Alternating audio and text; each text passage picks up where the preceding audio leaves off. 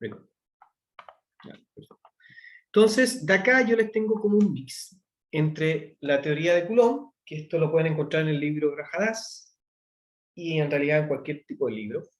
Y en ese tipo de libro lo que van a encontrar en un comienzo van a poder descubrir qué significa empuje activo y qué significa empuje pasivo en círculo de Moore y cómo aparece el Kp y el K, ¿ya? En función netamente del círculo de Moore, ¿cierto?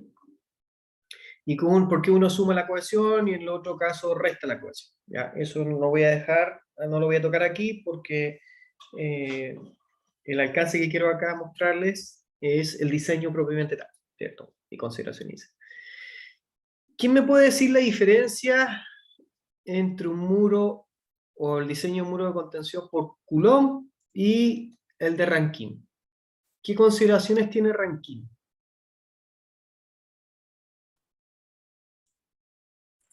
Cohesión y ángulo de fricción, ¿o no? Acá también necesito tener una cohesión y un ángulo de fricción. Pero ¿cuáles son los supuestos de Rankine? Muy bien, cohesión cero. Son ¿Sí? cero. En estricto rigor, cohesión cero, que claramente ahí tenemos ciertas consideraciones que puede que exista o no la cohesión cero. ¿Cómo es el roce tras dos del muro, entre suelo y muro? El delta que aparece acá. La interacción que hay entre el muro y las partículas de suelo. Ese delta es cero. No lo considero, ¿no? No lo considera. No, 0,5 lo considera el Coulomb, ¿ya? Y el ángulo tras 2, o el talud que se genera tras 2 del muro, voy a apagar mi cámara, pero porque me molesta la cámara ahí. El ángulo que se genera tras 2 del muro es 0, o sea, no hay talud. Si bien en el Brajadas hay una ecuación para calcular el K activo con la condición de este talud, es solamente un ajuste para poder finalmente llevarlo a una condición de consideración de ese talud. Pero nada más. ¿Ok? Voy a cerrar esto. ¿Ya? Entonces esas son las condiciones. Ahora, voy a borrar esto un minutito. Ahí sí. ¿Ya? Ahora, si yo voy a la condición activa de presión de tierra de Coulomb, yo también puedo hacer esas mismas consideraciones. Por ejemplo, cuando alfa, que aparece acá, que está aplicada en esta ecuación, es 0, le elimino el talud, ¿cierto? Si quiero considerar ese ángulo que aparece acá, ¿cierto? Ese ángulo que ahí es beta, acá se ve mejor, como no, el ángulo beta. Si yo considero que beta es 90 grados, ya tengo el parámetro, o el tras 2 del muro vertical, ¿cierto? Que es lo mismo que teníamos en consideración con Rankine. El muro tras 2 es vertical, no hay roce. Entonces, ese beta vale 90. 90, aquí teníamos 0. Beta es 90, beta es 90, beta es 90, ¿cierto? Y el delta, que les dije yo en Rankine, era 0. Entonces 0, 0 y 0. Finalmente, la condición activa, la coeficiente de presión de tierra de Coulomb, se transforma en un coeficiente de presión de tierra de Rankine. Obviamente el Rankine es mucho más fácil, por cierto, 1 menos seno de phi dividido 1 más seno de phi, si no me equivoco. Digamos que tengo que repasar la ecuación. Perdón, la raíz cuadrada de eso, ¿ya? Pero se simplifica mucho más, ¿ya? A diferencia de aplicar la ecuación completa de Coulomb. A lo que quiero llegar es que yo puedo transformar un muro con un diseño de Coulomb y hacerlo Rankine, ¿ya? ¿Perfecto? Entonces, la planilla que pueden generar, háganla de forma general, ¿ok? La planilla que pueden generar, disculpen, generarla de forma general en Coulomb y la pueden transformar a Rankine haciendo algunos supuestos como los que ya les mencioné anteriormente, ¿ya? Entonces, ¿qué hizo Coulomb? Señor Coulomb lo que hizo fue decir, ok, yo sé que tras 2 de mi muro se va a generar una cuña y esa cuña tiene un peso W. Entonces, esa cuña, para poder que el muro se me mueva, deslice o vuelque respecto a este punto, voy a buscar la máxima cuña con su máximo peso hasta que alcance un empuje máximo y a ese le voy a denominar un empuje activo máximo. ¿Ya? Entonces, ¿qué hizo Coulomb? Hizo una gráfica de PA respecto la distancia que tenía tras dos del muro y empezó a buscar varias cuñas que me generaran una resultante y esa resultante un empuje activo, de tal manera que entre el empuje activo y el peso de la cuña se me generara una resultante que fuese cerrada y esto estuviese en equilibrio. Dígame, Hans. Profe, ahí en el gráfico que mostró donde se alcanza ¿Sí? como el empuje máximo, después ¿Sí? empieza a disminuir nuevamente la gráfica, ahí empieza a Sí. disminuir porque una vez pasado se estaría como ya volcando o No, levantando. porque esto se autosoporta. Esta es desfavorable, ¿cierto? Porque genera un empuje, pero esta es más desfavorable. Sin embargo, con esta cuña hay una que ya está totalmente alejada y me genera un empuje hacia abajo y un empuje hacia acá. En realidad no me genera un empuje, me genera como un autosoporte hacia abajo y acá. Me explico, ¿no? Este es mi muro. Entonces esta cuña que tengo acá me genera una resultante. En realidad, con la resultante, para poder cerrarla, me genera un empuje activo que solo me empuja. Pero después hay otra que me empuja más respecto a su centro geométrico, ¿cierto? Si yo la hago en estricto rigor, voy a tenerla acá, de esta grande la voy a tener como acá, y esta que ya es grandotota, grandotota, lo más probable es que el centro geométrico se mueva un poquito más como por aquí, ¿ya? Entonces, si yo hago los momentos, esta me genera un momento respecto a esta, pero esta me genera un momento más grande respecto a esta. Esto se puede hacer matemáticamente, yo se los puedo darle a ustedes el peso de la cuña, la geometría del muro y ustedes hacer esta geometría, ¿ya? Pero no tiene mucho sentido porque yo lo que quiero hacer es que nos enfoquemos en el diseño de un muro cantilever que va a ser el manual de cartera. Pero tengo que mostrar la teoría, ¿ok? Entonces, si se fijan, esto está en equilibrio porque el peso, el empuje activa, la resultante logró cerrar. ¿Ya? Esto no está moviendo, genero aquí una cuña rígida que hace que me genere un empuje sobre él, ¿ya? Y el coeficiente activo de presión de tierra de Coulomb es igual, ojo que estas ecuaciones a veces las pueden encontrar con el coseno, ¿ya? Yo la tengo representada en seno con esta nomenclatura, ¿ya? Ojo con eso. El manual de cartera lo tiene en coseno. Coseno, coseno, coseno, coseno, coseno, coseno, coseno. Pero es lo mismo, hay que tener claridad cómo se mueven los ángulos. Y aquí los voy a mostrar. Alfa es el ángulo que está tras dos del coronamiento y es un talud. ¿Ya?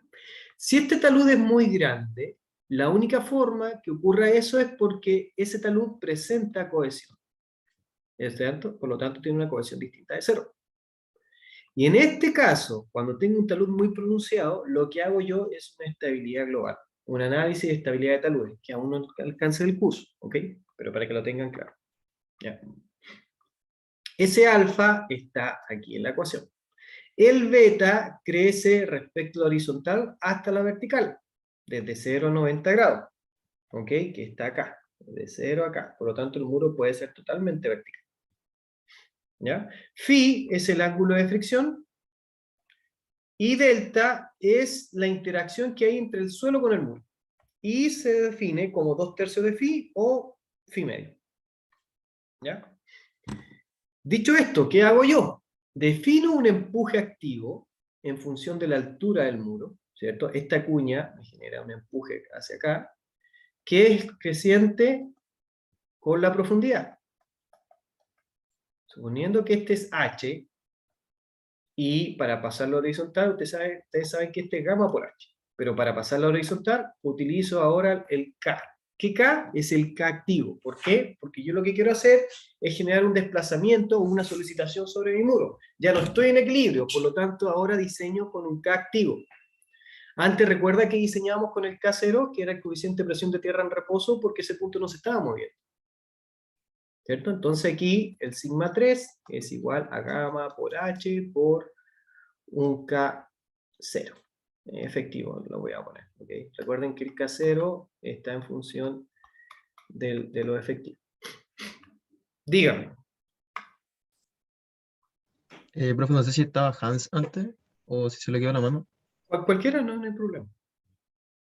Dale nomás, se me había quedado la mano levantada. Vaya. Ah, dale, dale. Que en eso de que dijo que se multiplicaba el gamma por ¿Mm? H por el K. En este caso sería el gamma, por ejemplo, si está la napa un poco más arriba, sería el gamma saturado, ¿cierto? Considerando el agua y todo. Sí, lo que pasa es que si está el agua, quiere decir que su muro está muy mal diseñado porque no le generó las barbacanas para que se liberaran los excesos de presiones de poro. Recuerden que estos muros en estricto rigor nosotros liberamos las presiones porque en el diseño no están consideradas, ¿ya? Solo producto por la resistencia del suelo o la solicitación del suelo. Si se llega a generar una acumulación de agua acá atrás, esos diseños, esa agua que está aquí, tiene que ser considerada en el diseño. Si usted no la consideró y ve que hacen después, posteriormente, un sondaje y ve que hay una napa aquí, corra, ¿cierto? O dígale, ¿sabe qué? Lo más probable es que las barbacanas, que son la fase constructiva, el diseño constructivo para que se liberen las presiones, no están funcionando. ¿Ya? Ya, profe, comprando. Gracias. Entonces, asumiendo esta consideración, si yo quiero calcular un empuje activo, yo lo único que hago es, como que acá abajo, como abajo es gamma por H por K y este es H, yo lo único que tengo que hacer es, teniendo esta figura geométrica, digo, el empuje activo es un medio de gamma por H por K sub A por H. Entonces, la base por la altura dividido en 2. Un medio de gamma por H por K0, esta es la base, que es la que vemos acá, y H es la altura, ¿cierto? Entonces, esta ecuación es súper simple de demostrar, en realidad de descifrar, ¿cierto? Porque es un empuje, es una única carga por unidad de metro. Entonces, esa carga que tengo aquí en P, a lo largo de todo el muro, se refleja, como una franja, ¿ok? Lo mismo ocurre para la condición pasiva que se da en esta parte del muro, asumiendo que está enterrado. Si el muro no está enterrado, cosa que también es poco probable que ocurra, todos los muros deben enterrarse. Ustedes saben que el efecto del confinamiento aporta mucho. Y si no está enterrado, solo en ese caso yo puedo considerar la condición pasiva 0.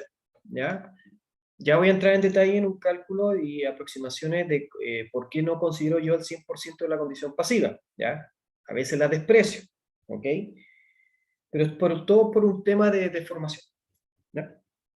Lo mismo ocurre con el K pasivo, disculpen si se fijan, aquí como este va para acá, este va hacia el otro lado, se generan algunos factores, unos signos que son contrarios, ¿ya? Pero no tiene ninguna ciencia en la ecuación. Todo esto está programado en la hoja de cálculo que les voy a mostrar. ¿Ya? Entonces, para que tengan una idea, generalmente la gran mayoría de las veces nosotros trabajamos con un suelo compactado de relleno tras dos del muro. ¿Ya? Bajo esa condición podemos hacer hincapié que el suelo tiene la consideración de ser un relleno granular, por lo tanto asumimos que la cohesión es 0. ¿Ya? ¿Por qué tiene que ser granular el material? Porque tras dos del muro, y en caso que llueva o empiecen a haber efectos del fenómeno del agua, se empieza a filtrar en el agua en el suelo tiene que ser suficientemente permeable para tomar el agua y sacarla como empuje, que es la misma consideración que teníamos anteriormente en caso que el suelo fallara. En realidad, en caso que se me tapara la barbacana y el suelo generara un efecto extra y generara algún mal diseño sobre el muro. ¿Ya? Esto era la condición activa, o sea, la condición activa estática, ¿ya? Por eso aquí dice Ka solamente, y Kp, ¿ok? Todo esto es estático, es decir, pongo el suelo, instalo mi muro, hago el relleno, y de forma estática o por gravedad va generando empuje sobre mi muro. Sin embargo, ¿qué ocurre cuando yo tengo una consideración sísmica? Yo tengo que tener en consideración las fuerzas de inercia que van a hacer que mi muro acelere cuando viene un terremoto, ¿cierto? Y un registro sísmico, ¿cierto? Entonces, yo voy a tener en cuenta que esta condición y las aceleraciones que generan acá van a estar consideradas en mi muro, tanto para el relleno como para el muro. Es decir, esas fuerzas de inercia hacia el relleno como hacia mi muro, las debo considerar en un análisis. Aún no he hecho nada, solo estoy hablando de forma general, ¿ya? Y estoy mostrando las variables que entran en el diseño para que ustedes después diseñen y tengan certeza de lo que están haciendo. ¿Ya? Entonces, como tengo una condición pseudoestática, o la fuerza de inercia aplicada, va a aparecer un coeficiente de presión de tierra, pero ya no va a ser estático, sino va a ser, voy a ponerlo pseudoestático, o el coeficiente de presión de tierra Ka, earthquake, del terremoto, ¿cierto? Entonces, coeficiente de presión activa de la Tierra, pero en el terremoto, o dado una condición cíclica o sísmica, ¿ya? Y lo único que hago es incorporar este parámetro θ' que aparece aquí, si se fijan, en la ecuación. ¿Ok? Ese θ' está directamente relacionado con el coeficiente con la componente horizontal de la aceleración máxima efectiva en un sismo y la componente vertical máxima efectiva de la componente en un sismo. Generalmente en Chile nosotros consideramos que el KB igual 0, pero por un tema de probabilidades, dado que la probabilidad que en un sismo la componente horizontal y la vertical se den en un instante de tiempo más agresivo es muy poco probable. Muy poco probable. Por lo tanto, asumimos que el KB lo tiramos a 0. ¿Ya? El KH lo calculamos como la componente horizontal de la aceleración y en Chile utilizamos generalmente 0,5 veces el A sub 0. Y el KB, en caso de que lo quieran considerar, es 2/3 el KH. O 2/3 por 1/2 de A sub 0, que es igual a A sub 0 tercio. Que suena mejor, ¿cierto? ¿Ok? ¿De dónde saco A sub 0?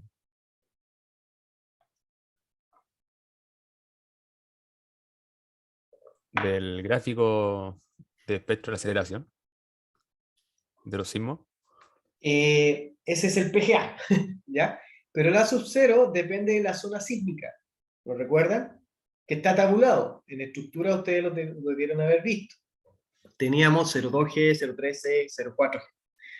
Entonces, si tengo 0,4G, el KH es 0,4G dividido en 2G, ¿ya? Que es la componente oriental. Si se fija, acá está dividido por el G, ¿ya? Entonces, al final se simplifica, ¿ya? Entonces, zona sísmica 3, ¿qué significa? Zona sísmica 2 y zona sísmica 1, tienen que ir a los coeficientes 0,2, 0,3 y 0,4, identificarlo y dividirlo en 2, para obtener el K sub H.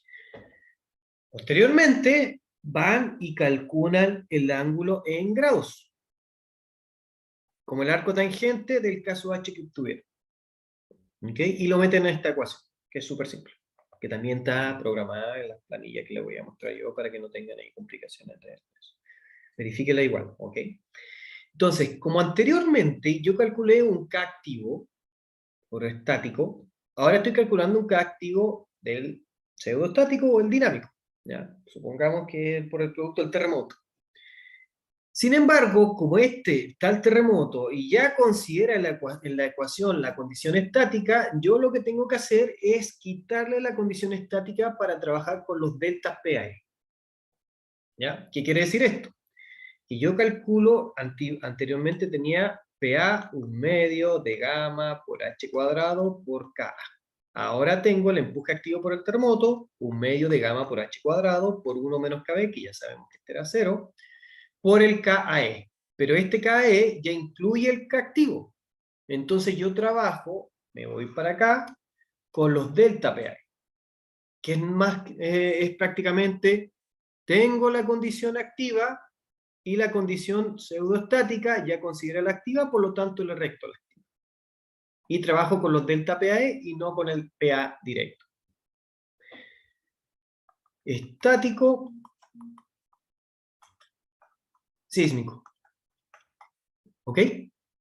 Ambos, si se fijan en Coulomb, con su consideración del delta entre la interacción muro-suelo,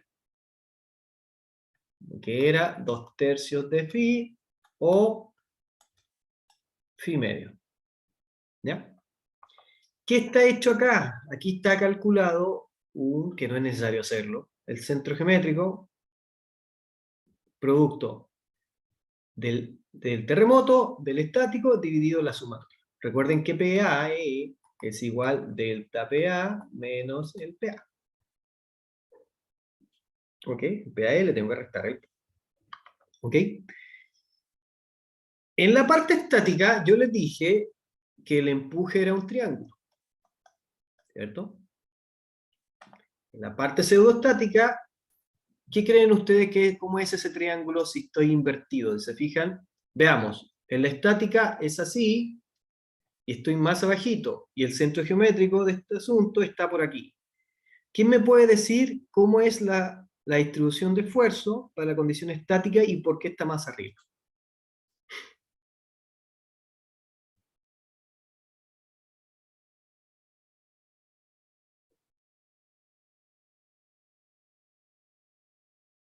La única forma que se me genere que el delta PAE esté por arriba es que tenga yo un triángulo invertido.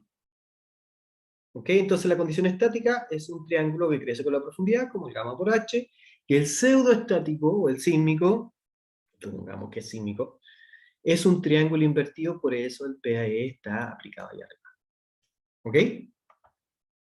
Perfecto. Ya explicándoles las ecuaciones, más o menos, vamos a pasar al ejercicio. En realidad vamos a pasar a algunas consideraciones de manual de carga. El empuje pasivo.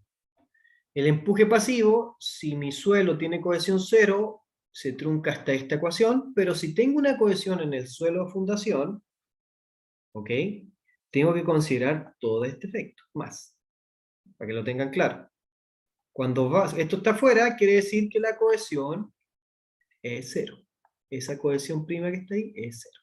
¿Por qué tiene un 2? Es porque está referenciado al suelo de fundación. Un 1 generalmente es porque el suelo relleno, ¿ya? Pero es solamente una nomenclatura. Quédense con que es la cohesión que se genera en el sello de fundación o en el suelo de fundación. Ya, ¿qué hace el manual de carretera? Todo lo que vimos anteriormente lo pueden encontrar en cualquier libro Rajadas, Tohoku, Chuhoku, todo lo que ustedes estimen para el diseño propiamente. ¿Ya? Sin embargo, aquí en Chile nosotros nos regimos mucho por lo que es el manual de carretera.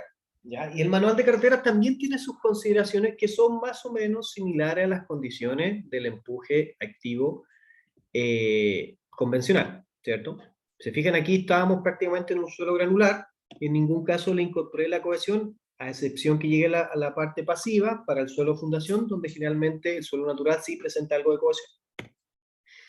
¿Ya? Sin embargo, el manual de carretera acopla todo y genera esta condición para un muro de gravedad, y esta condición, la condición 1 para el muro de gravedad, y la condición para el muro cantilever. En la primera instancia nos vamos a enfocar harto al muro cantilever, que son los muros que más se aplican o se usan en la vida cotidiana. ¿Ya?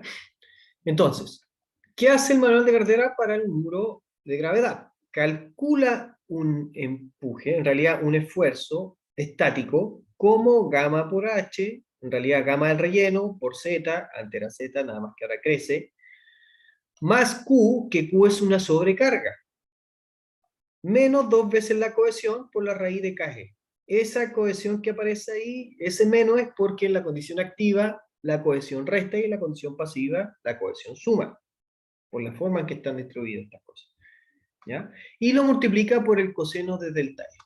En estricto rigor, lo que está haciendo acá es que como tiene este está completísimo, tiene un talud, está inclinado, cuando yo calcule el sigma E, lo tengo que multiplicar con coseno de delta F para pasarlo a un empuje. ¿Ok? ¿Lo ven o no? Si yo completo esto aquí, la vertical me queda con el seno y la horizontal me queda con el coseno del delta F. La interacción que aquí fue considerado como un medio del phi de relleno. ¿Ya? Esto es lo que hace el manual de cartera. Se fijan ahí dice el delta F, la interacción entre el muro y el suelo es phi medio. ¿Ok? Profe, ¿Sí? una consulta, disculpe. ¿En qué unidades de medida están los esfuerzos? ¿En kilogramos, centímetros o...? Usted si usted maneja el gamma en kilonewton metro cúbico, la cohesión tiene que estar en kilopascal. La carga tiene que estar en kilopascal. Ya, o sea que los sigma, mientras más cercanos a 0 kilopascales, ahí se hace 0, el sigma E. Que sale ahí en No, la... el sigma E va a tender a cero cuando yo tenga una cohesión muy grandota. y que tiene más o menos sentido, porque una cohesión quiere decir que el suelo se autosoporta. Por lo tanto, si tengo una cohesión muy grande, quiere decir que no necesito contención para ese suelo. Ya, muchas gracias, profe. Si el sigma es menor que cero, lo que acabo de explicar, no podemos poner un sigma negativo, quiere decir que está empujando por el otro lado y no tiene sentido, por lo tanto, asumimos que no hay empuje y que no necesita contención. ¿Ya? Ojo acá, porque ese Z0 que aparece ahí para poder calcular los empujes y la distribución de esfuerzo parte desde el Z0. Z0 se calcula como 2 veces la cohesión dividido en la raíz del gamma de relleno por la raíz del K estático. Y ustedes ya les mostré anteriormente cómo se calcula el K estático, ¿cierto? Perdón, el K activo estático. ¿Ya? Ya vamos a ver el K sísmico, que es más o menos lo mismo que el otro. ¿Ya? Menos la sobrecarga. ¿Qué quiere decir esta condición? Esto quiere decir que si bien mi suelo presenta cohesión, la sobrecarga también va a generar un empuje que va a hacer que pueda que se venza esa cohesión. Entonces, de alguna forma, yo tengo que tener en consideración esa sobrecarga. Si no hay sobrecarga, no la considero. Si hay sobrecarga, le tengo que restar la cohesión. Y esta sobrecarga y esta cohesión a mí me permiten calcular el Z0 desde este punto hacia abajo. Y eso me dice, recuerden que hasta aquí está el suelo.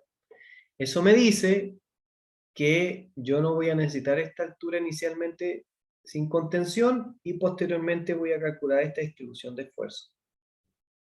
¿Ya? Nuevamente, como este es sigma E, yo tengo, obviamente el sigma E acá abajo también está, yo voy a tener que calcular esta altura, ¿cierto? Que es prácticamente la altura inclinada que tengo ahí del muro menos ZE. En realidad aquí está explicado, h menos z0 por 2, y por eso está por el coseno de delta, para que finalmente todo este triángulo que está inclinado me quede así, ¿cierto? ¿Ya? Por eso aparecen los cosenos. ¿Ya? Y ahí simplifico este efecto y me queda h menos z medios y todo las consideraciones. ¿Ya? Obviamente, nuevamente, está respecto de este punto como un tercio de h menos z menos z0. Recuerden que en una forma triangular, el centro de gravedad, el centro geométrico de esto está en h tercios. ¿Cierto? ¿Qué hacemos en un muro cantilever? En un muro cantilever nosotros previamente definimos un plano ficticio de falla, ¿cierto? Y todo lo que es solicitación va a estar hacia acá, y todo lo que es más o menos resistencia va a estar dentro de ese plano ficticio de falla, que fue la pregunta inicialmente que tenían en consideración Diego, si no me equivoco, que me preguntó que ese suelo me aportaba o no me aportaba, pero me lo hizo en una pregunta de un muro muro de gravedad, no en un muro cantilever. ¿Ya? El muro cantilever es mucho más esbelto, ¿ya? Lo más probable, bueno, este sí tiene armadura, este no necesariamente tiene armadura, ¿ya? Esto es por gravedad, son bolones o algún muro de mampostería, uno gigante, que sea solamente por bolones, por gravedad que actúa. ¿Ya? Pero acá tiene una enfierradura, ¿cierto? Y se diseña también esa enfierradura al corte y a flexión, ¿ya? Ok, voy a repasar este efecto. Si se fijan, la ecuación es prácticamente la misma, ¿cierto? Para ambos casos. Sin embargo, como dije anteriormente, aquí yo genero un plano ficticio de falla. Y ahora sí, la altura de la carga la considero hasta esta altura. La altura de suelo la considero hasta acá arriba. Por lo tanto, lo más probable es que ustedes en la prueba tengan que calcular esta alturita para poder calcular la altura total, ¿ya? Pero ustedes teniendo este ángulo y teniendo la base o el talón tras dos del muro, esto sale por trigonometría o por ecuaciones del seno, coseno, como la quieran, o la tangente, es súper fácil de determinar, ¿cierto? Si se fijan, aquí está el plano ficticio de falla donde yo considero un medio del phi de relleno. Y aquí sí está horizontal, ¿ya? Lo que no se muestra aquí, y que lo que muestra el Brajadas para un muro cantilever, lástima que aquí no lo pegué, ¿ya? Es que sí tengo que tener en consideración esa inclinación del muro, En estricto rigor, esto debiese ser así. ¿Ya? Y esa inclinación también la tengo acá abajo. Entonces, para esta condición, yo lo primero que hago es bajo ese triángulo, y al bajar el triángulo me va a quedar algo así. Lo bajo con el coseno de i. Pero también tengo posteriormente inclinado mi sigma e por el delta del muro. Entonces, nuevamente por el coseno de delta. ¿Qué es lo que aparece acá? ¿Ok? ¿Ok? El manual de cartera, el empuje también lo considera por la tangente del delta F. ¿Ya? Ojo con eso. Si quieren ir en estricto rigor lo que hace el manual de cartera, yo le estoy diciendo lo que hace, lo que en estricto rigor debiese hacerse combinando ambas metodologías de tal manera de poder revisar correctamente los empujes. ¿Ya? Nuevamente, aquí está aplicado en H tercio. Esta altura de aquí está considerado hasta la mitad del espesor del muro. ¿Ya? ¿Usted lo puede considerar desde acá abajo? Sí, lo puede considerar desde abajo. Pero cuando esto crece mucho, hay que entrar a evaluar qué es lo más desfavorable o lo menos desfavorable. Recuerden que el empuje, aquí está con una E, es el resultante del diagrama de presiones de esfuerzo. Y acá, el empuje se define como PA. ¿Ok? Pero es un tema de nomenclatura solo. ¿Ya? ¿Qué hace el muro?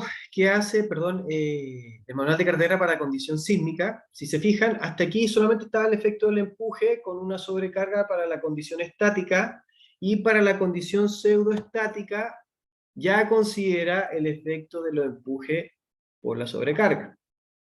Condición estática, mete la sobrecarga en este cálculo, ¿cierto? Ahí está, se fijan, está indirectamente considerada la sobrecarga. ¿Lo ven ahí? Q por el KE. Pero acá aparece la sísmica, que es prácticamente lo mismo, Q por el KE. No se preocupen, que lo vamos a tener resuelto en la planilla de cálculos con la que vamos a avanzar. ¿Ya? Nuevamente, acá se fijan, el manual de cartera está con el coseno, y la que nosotros vimos estaba con el seno. Pero es exactamente lo mismo. Hay que tener claridad solamente de qué corresponde cada uno de los ángulos. ¿Ya? Yo la que tengo programada, para que estén tranquilos, es esta que aparece acá para la condición sísmica, que es la misma que aparece acá para la condición sísmica del manual de carretera. Nuevamente, aparece el teta, que antes nosotros le llamábamos teta prima, ¿cierto? Ahí está. ¿Ok? Y el teta se calculaba como la tangente, el arco tangente a la menos 1 de C sub S. ¿Y qué es C sub S? Nuevamente, C sub S es igual a sub 0' medio. ¿Qué es lo que aparece acá? Para la zona sísmica 1, 0,2, zona sísmica 2, 0,3, zona sísmica 3, 0,4. Y con esta vamos a trabajar para poder calcular los factores de seguridad. ¿Ya? No se asusten si acá no estaba la condición de los dibujos de la sobrecarga. Sí está, aquí está, ¿ok? Pero acá para la parte sísmica lo hacen por separado solamente. ¿Ya? Y aquí se aplica en H medio, ¿se fijan? En estricto rigor acá lo metieron todo en uno para calcular el empuje, y lo aplicaron en H tercio. ¿Ok? ¿Ya? Yo en la planilla lo voy a trabajar por forma separada, y lo voy a considerar el empuje activo, y el empuje activo de la sobrecarga, y el empuje activo por la condición del suelo. ¿Ya? Por otro lado, el manual de carretera, ¿qué es lo que hace? Para un muro de cantilever, posterior al plano ficticio de falla, traza desde este punto hacia atrás otro plano en 45 grados. Y él dice que no hay que ser tan conservador en el análisis, por lo tanto, tras dos de estos me voy a tirar 50 centímetros para atrás, y voy a generar mi excavación. Bueno, en realidad este valor, este de aquí, depende de lo que ustedes tengan en terreno. Si puedo estar muy alejado por acá también, sí puedo estar muy alejado por ahí. ¿Ya?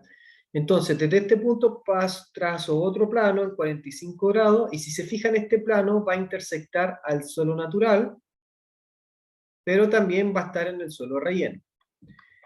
¿Y qué hace el manual de cartera? Calcula el segmento CA, el segmento CD, y trabaja con un C asterisco diciendo que el suelo natural, para su condición de relleno, o para la condición de las condiciones de los parámetros de resistencia, sigma aporta y calcula un ponderado.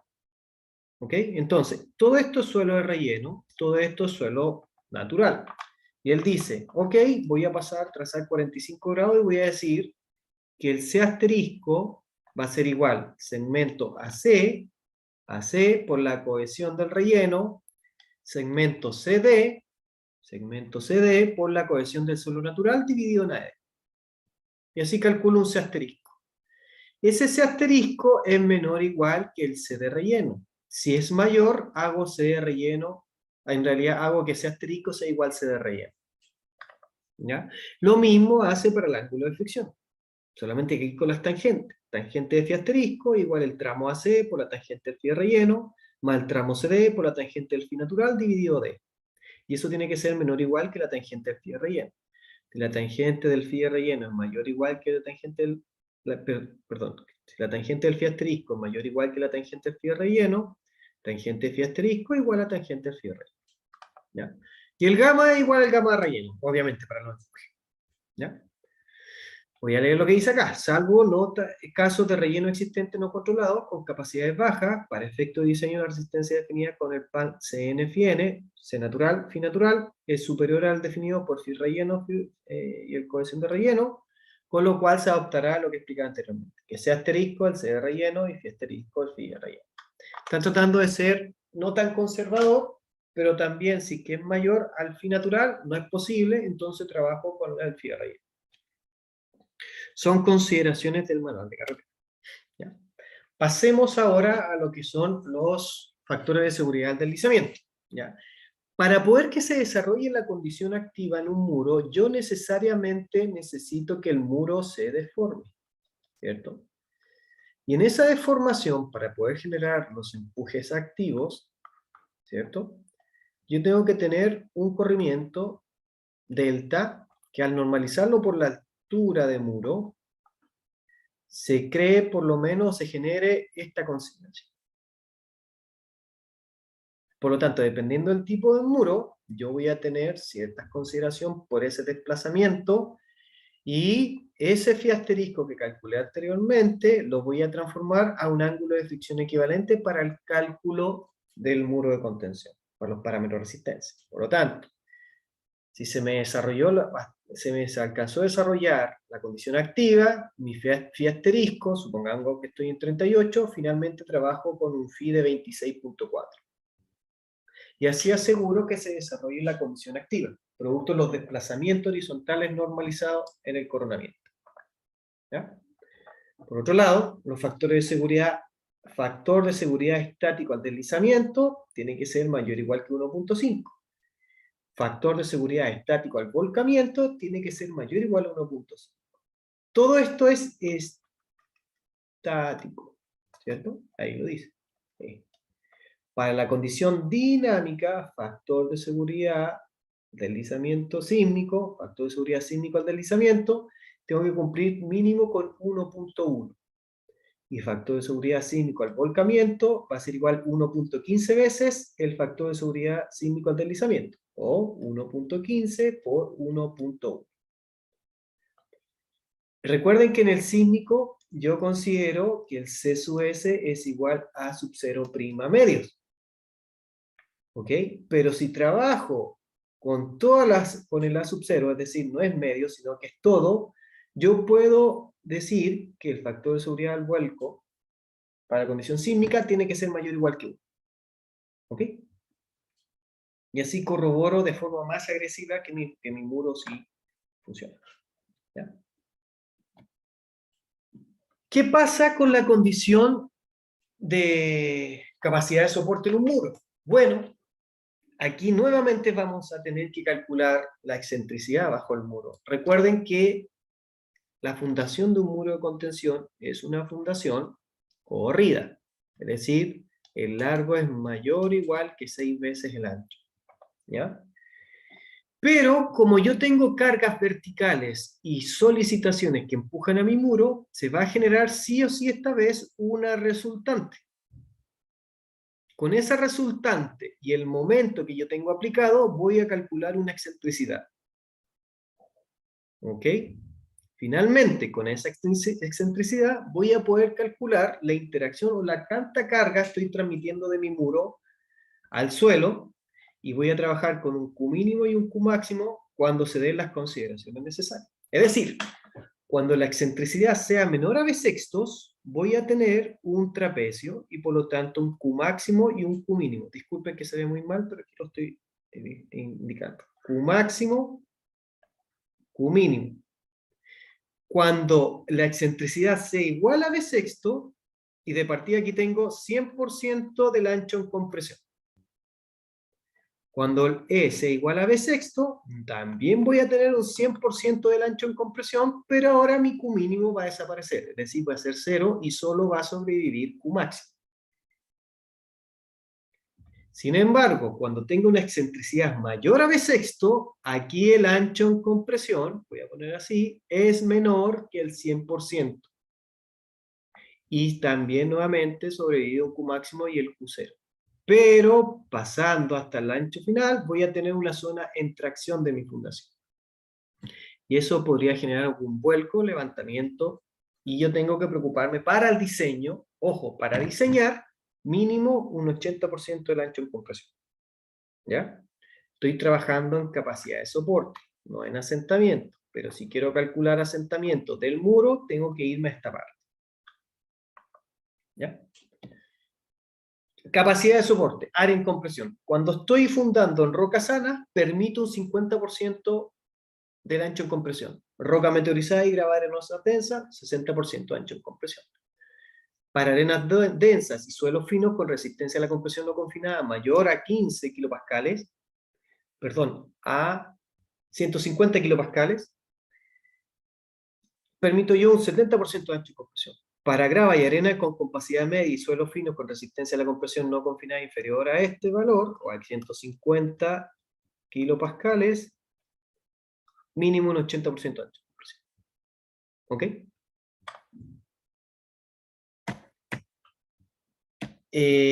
Recuerden que aquí tengo que calcular, perdón, aquí no terminé de mencionar esto. Acá tengo que calcular el Q último. Y aquí el Q último va a entrar en la ecuación completa y van a aparecer los factores de inclinación de carga porque tengo una carga, una resultante que está inclinada. Y vamos a tener que calcular ese ángulo alfa que era respecto a la vertical. Pero eso es súper fácil, no se preocupen que lo vamos a ver en el ejercicio. ¿Ya?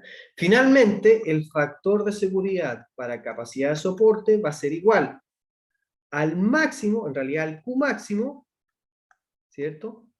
Perdón, al Q último que calculamos, que es la resistencia, dividido el Q máximo, que es la solicitación. Y mínimo, ¿qué valor, qué factor de seguridad teníamos que tener en capacidad de soporte?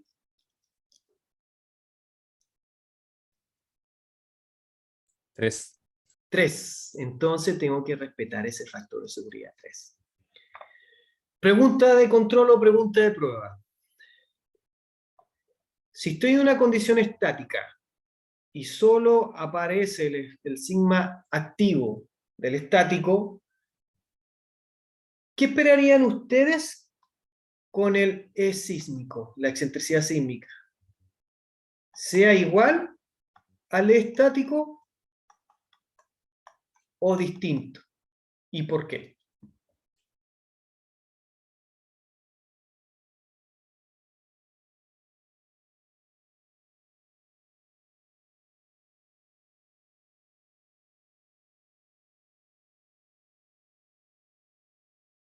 Les voy a sobrar un poquito.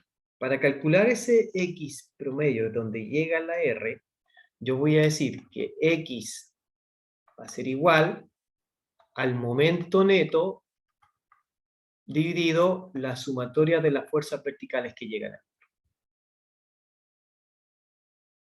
¿Quién me genera los momentos?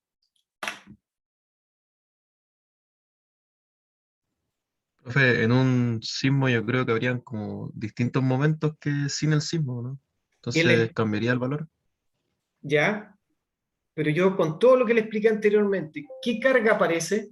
Y se lo estoy mostrando. Tengo la estática. Esta era la... Se me olvidó. Pseudoestática. Pseudoestática. Entonces, si voy acá y digo momento resistente menos momento, perdón, momento resistente menos los momentos solicitantes. Si aparece una pseudoestática, ¿qué pasa con el momento de acá? ¿Aumenta o se achica el momento solicitante?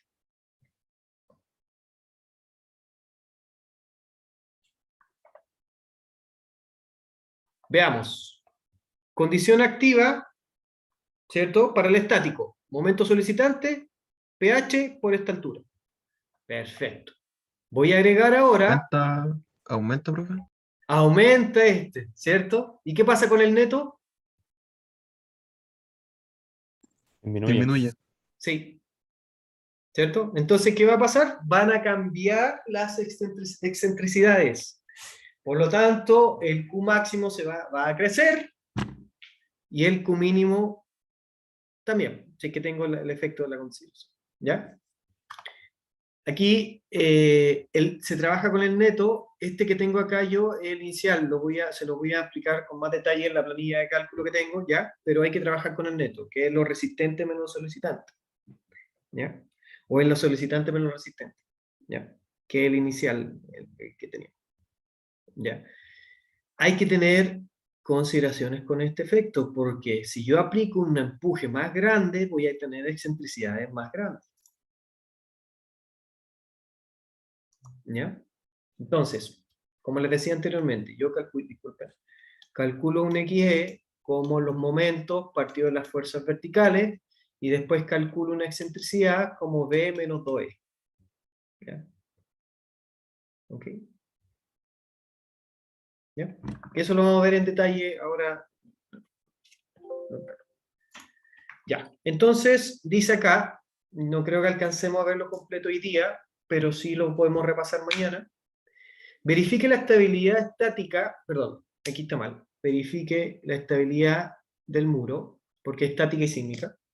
De la figura 2, considerando que se encuentra ubicado en la zona costera de la quinta región, presenta una carga de tránsito de 12 kilopascales y un gamma de 24 kN/m³ para el hormigón.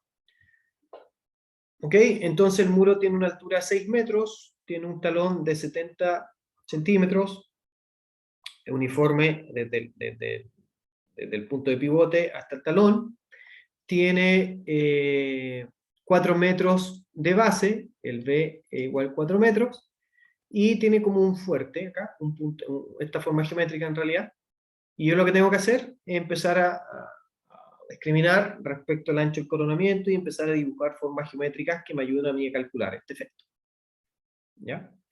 Entonces lo separo en forma geométrica. Aquí también podemos incorporar este 5. La altura, se fijan estos 70 centímetros, para llevar a 1.5 es 0,8. Por lo tanto, 0,8 metros de altura de suelo también es importante y lo podemos considerar como una forma geométrica así. ¿Ya? ¿Ok? Voy a dejar de compartir acá y les voy a mostrar el ejercicio. Se los voy a subir, obviamente, hoy también. ¿Ya? Aquí está el muro. Están viendo el Excel, ¿cierto?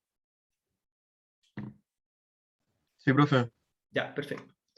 Entonces empecé a calcular yo, lo primero que me enfoqué es tener unas variables que siga, que todo lo que es input en rojo para tener consideraciones y yo no equivocar. Entonces el beta, recuerden que el beta era la vertical, entonces desde la horizontal a la vertical, mi muro está, mi beta crece así, desde 0 hasta la vertical, entonces 90 grados. El ángulo de fricción, me lo indican acá, es 30 grados. El alfa, ahora estoy recto, si se fijan. Y el delta F lo voy a calcular por Coulomb, ¿cierto? Entonces me dice que delta es igual al phi relleno medio, que es lo que tengo acá. ¿Se fijan? Lo puedo hacer Rankine, también lo puedo hacer Rankine, ¿ya? Pero lo voy a calcular por Coulomb, ¿ya? Ojo que estas planillas no están completamente terminadas, están hechos para este caso pero las pueden usar para poder calcular el K activo, el K pasivo y todas las ecuaciones grandes inicialmente. ¿Ya? Tengo el DF, el sello de fundación, tengo el gamma relleno, el gamma del hormigón, gamma de relleno, el gamma de la fundación. Si se fijan, el sello de fundación tiene otros parámetros distintos al del relleno, ¿cierto? La altura de muros total son 6.7 metros y una sobrecarga de tránsito de 12 kN por metro cuadrado, ¿ok? O 12 kilopascales. Ya voy a entrar en detalles de consideraciones de sobrecargas, cuándo considerarlo como aporte y cuándo considerarlo como solicitación. Suelo de fundación tiene un ángulo de fricción de 20, una cohesión de 40 y una base de 4 metros. ¿Ok? Voy a hacerle un zoom a esto ahora. Aquí está la ecuación del K pasivo y aquí está la ecuación para el K activo. ¿Ya? Para que tengamos ahí las ecuaciones fresquitas. ¿Ya? Ya identificamos todos los ángulos que entran a jugar en este efecto, por lo tanto, vamos a calcular, aquí está el K activo, lo pueden verificar con los libros, y aquí está el K pasivo. ¿Okay? Están hechas aquí las ecuaciones. Fíjense y tengan cuidado, en caso que esto tenga un talud acá atrás 2, y ese talud que aparece aquí sea gigante. ¿Lo ven? Si el alfa es muy grande, mayor que el ángulo de fricción, quiere decir que el suelo presenta cohesión y ya no lo puedo evaluar como un muro, tengo que evaluar una estabilidad global. Incluso los K activos y el K pasivos me acusan. Oye, ¿cómo va a tener un ángulo más grande que el ángulo de fricción? Cuando lo igualo, mira, el KP crece un montón. ¿Ok? Voy a poner 31, nuevamente semi-indefinido. Voy a poner 32, nuevamente semi-indefinido. Ya, ojo con eso. ¿Ya? Entonces, como dije anteriormente, voy a trabajar acá con formas geométricas. La forma geométrica 1, la 2, la 3, la 4 y... Disculpen. Y hice 5, ¿ya? Que es sobre el talón, que es la que está acá. A ver, déjame checar bien qué es lo que hice. Voy a enfocarme primero en la forma geométrica del muro.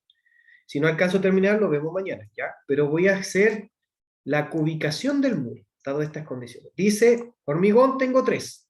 1, 2 y 3. Entonces está perfecto. 1, 2 y 3. El suelo, la 4, la 5, la 4 y la 5. ¿Y a qué le puse 6? No es nada. Es la sobrecarga.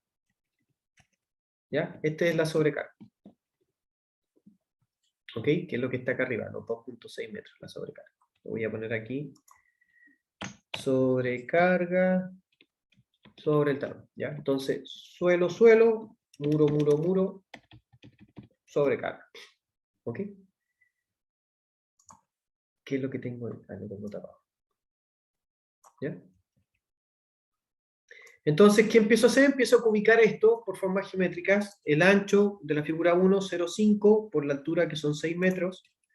La figura 2, si se fijan, acá abajo tiene 0,2 metros y altura 6 metros. La figura 3 es la más fácil, que es 4 por 0,7. Calculo sus áreas, calculo los centros geométricos en X, en Y. ¿Y para qué hago esto? Para poder calcular las sumatorias de momento. ¿Qué me va a generar momento en X? ¿Qué me va a generar momento en Y? Momento resistente y momento solicitante. Sí, muy buena pregunta. La figura 5 es esta. Y la figura 6 es la sobrecarga que está aplicada en el talón. Listo, algo, no hay problema. ¿Ok?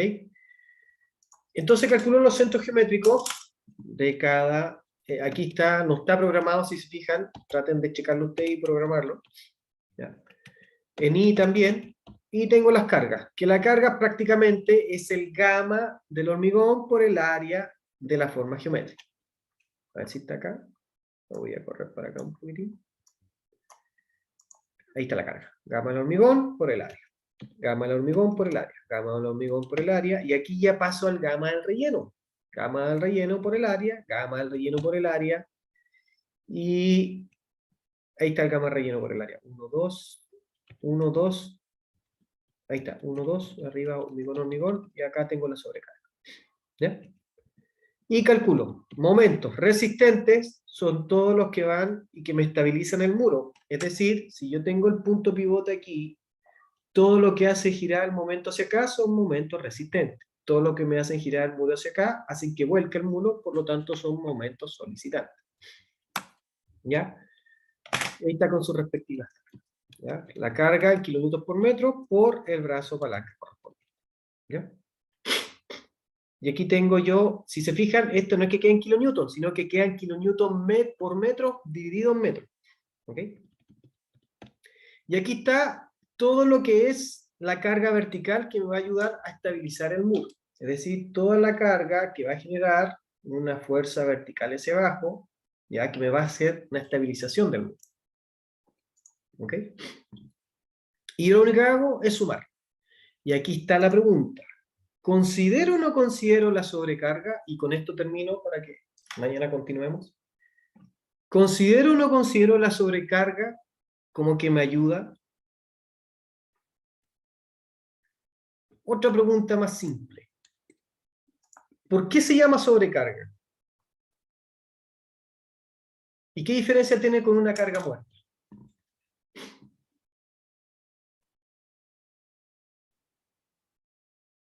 Esa es la de los vehículos, ¿no? Que va ¿Sí? pasando. Entonces, ¿qué probabilidad tengo que el vehículo siempre esté ahí? Baja. Tendría que ser como Baja. un taco o algo así. Entonces, por eso lo dejé aquí. ¿Con la sobrecarga? Sí, la sobrecarga. Si tengo una carga muerta y que me va a dar certeza que esa carga que está aquí me va a generar siempre un esfuerzo vertical hacia abajo de ayuda, la voy a considerar. Pero como es una sobrecarga de tránsito, la probabilidad que esté 100% ahí, nula, ¿cierto? La probabilidad es baja. Entonces, por eso la separé en dos, para que tengamos consideración y para un análisis académico.